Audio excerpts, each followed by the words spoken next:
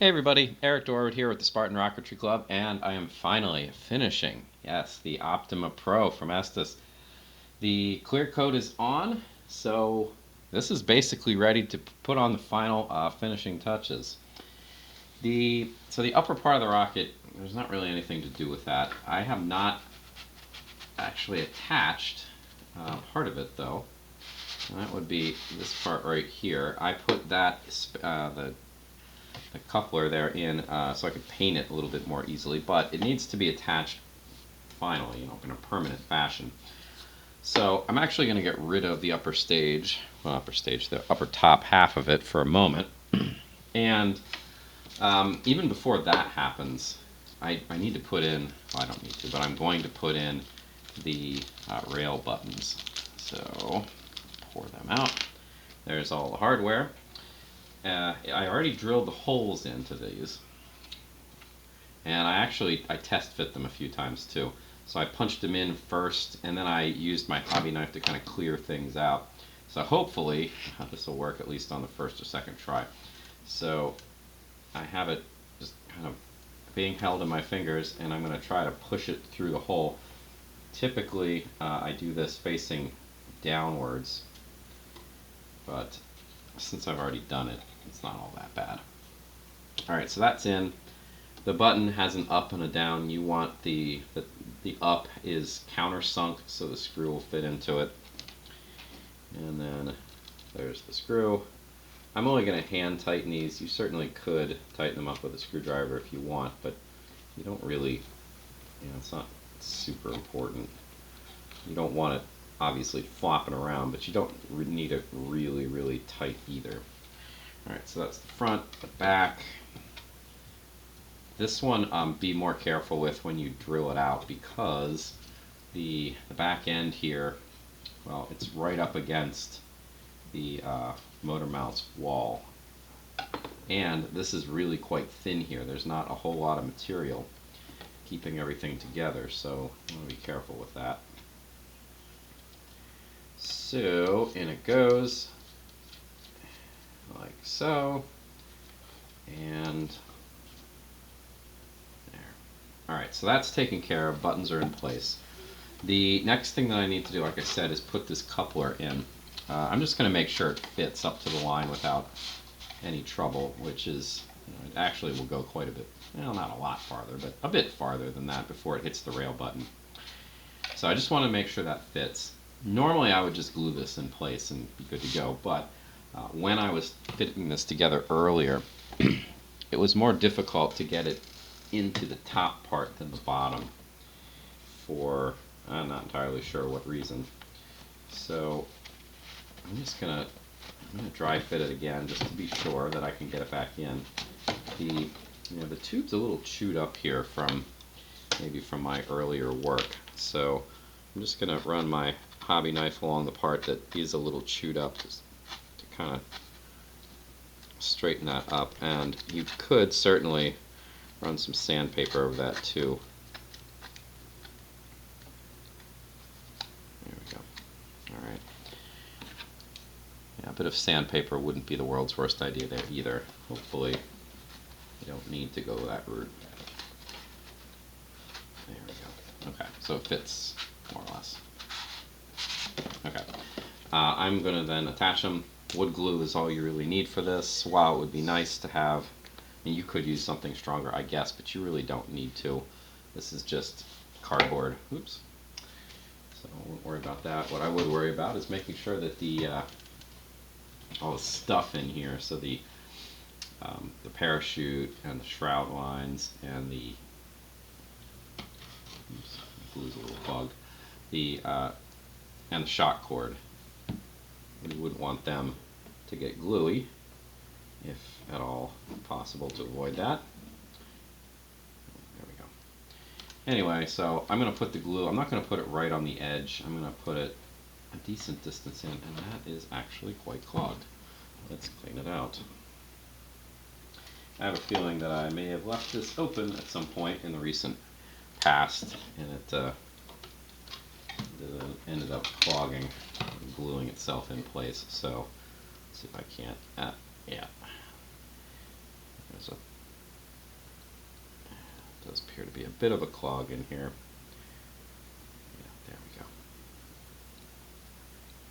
I have to do this increasingly often because, I don't know, I think I'm getting more and more forgetful about whether I actually closed the spigot or not. I would hope that would be better. There we go. Alright, anyway, back to the action here.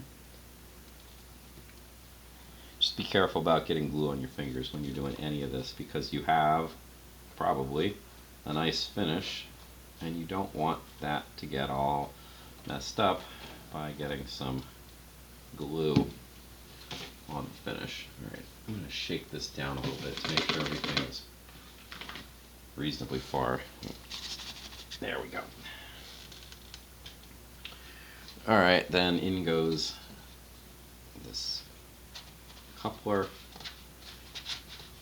and up to the halfway line that I drew earlier. Whoops, sorry. Yeah, camera got in the way. Alright, and then I'm going to repeat the process. Put a little bit of glue on the inside here. This one, for whatever reason, I didn't have much trouble getting it in this side. Unclear as to why it would be more difficult on one side than the other, but that's how it was. Sometimes that'll happen. And there we go. Wouldn't hurt to slide this around a little bit just to spread the glue out. I don't think it really matters where the decal goes, but I think I'm gonna center it. I don't want this big decal. I don't want that lined up with the rail button or with the launch lug. So I'm going to center it on this section that doesn't have either of those, or that has neither of those. Alright, so that's good. This thing's awfully big, which is great. You know, it's fun and exciting, but it is a little on the clunky side for my purposes here. Alright, there are two other quick things that I want to do. Both of them involve kind of aggressive gluing. So the last thing I want to do is, well, next to last thing I want to do is I'm going to use up the last of my epoxy clay here. And I'm going to use the epoxy clay to reinforce the back here where, ooh, well, that's not a useful glove. I don't know what happened to that one, but that was not made to exacting standards. Alright, well, let's try that again with maybe a glove that isn't destroyed. Anyway, what I have here is, as I mentioned, it's epoxy clay. It is clay embedded with epoxy. Here it is. This is the last little bit that I have, so it's probably a bit on the dried out side, but it's time to replace it anyway. So I am putting on a glove again because it's epoxy, and the rule of thumb is don't mess with epoxy. You know what, I think I need another glove. I need two gloves for this. That's fine, I got plenty. So anyway, the epoxy clay is also a binary, just like the epoxy glue. There we go. So in this form, geez, it is two colors of clay. There's a silvery interior part and there's a dull gray exterior part. And I just need to get the hobby knife. You know, like I said, this is the last traces of it, so it's a bit on the crusty, dried out side of things. Let's clean that up. Alright. Anyway, once you mix these two together, it forms a strong glue. But of course, in order to do that, I'm going to get this out of the way. That's better. You need to mix it up with your fingers. I was hoping I would be able to do this with just one hand, but since there's like a plastic or metal cap on the end of it, since it really didn't want to give up the ghost, I'm just going to grab the second glove, and it's probably easier to do with two hands anyway. So the idea here is you're just going to kind of knead it together until you have a pretty uniform color of light gray. And once you got that, then the clay is good to go. It will dry and turn into a very strong adhesive, which is exactly what I want. And I'm going to run this to make a fillet along the interior there. Alright, so that's pretty well mixed up. And then I'm going to make this into a preschool style snake. And then I'm just going to put that snake along. There we go. Yeah, some of this stuff just does not really want to roll out right.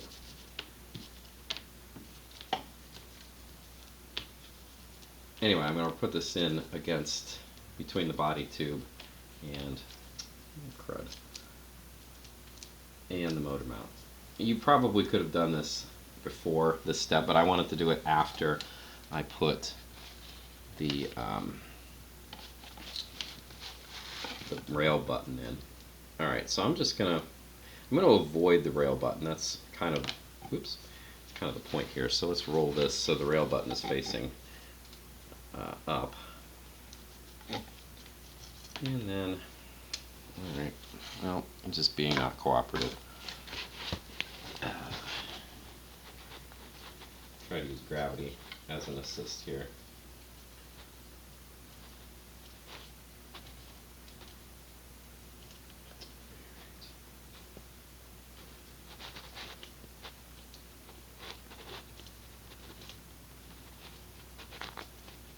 Alright, so anyway, I'm just kind of jamming it in there. It's not going to go the whole way around, but remember, I'm okay with that. And yeah, you know, I didn't paint really in here, so that's kind of the reason why I don't really mind doing this absolutely last. It's not like it's going to affect the finish, because there isn't a finish here.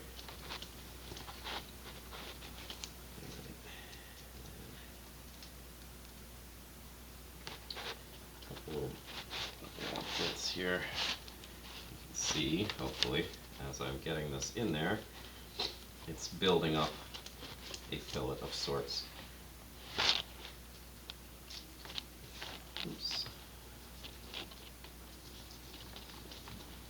Yeah, I don't know what the deal is with this part. It feels like there's something not epoxy in there. But, what you do. And there we have it. Alright, so epoxy clay in there. Again, don't touch that stuff. It's not to be trifled with. Alright, one final thing then, and that is we need to put this guy, not that, I don't know what that is. We need to put the retainer on. This is just going on right here. It requires a bit of glue. Now, I think the instructions for some reason always call for epoxy on this. I'm not entirely sure why. I generally don't use epoxy for this. I just use CA because it is easier to use. A quick little layer, and then one quick motion, and it is on. Now, I have this time, and I often do, I end up squeezing a little bit of this stuff out. So I'm going to mop that up now and hope that there isn't any extra. It would be a wise idea to test a motor in here before you fly this, because if it ends up, you know, if you get a decent amount in there, it'll make it so that you can't get the motor in. You'll have to sand it or use a hobby knife to get things the way they should be. Alright, so that finishes the build. It is ready to fly. I'm going to leave this off for the time being, but otherwise, all done. So thanks for watching, and hope you try this yourself. This was a fun build. See you another time.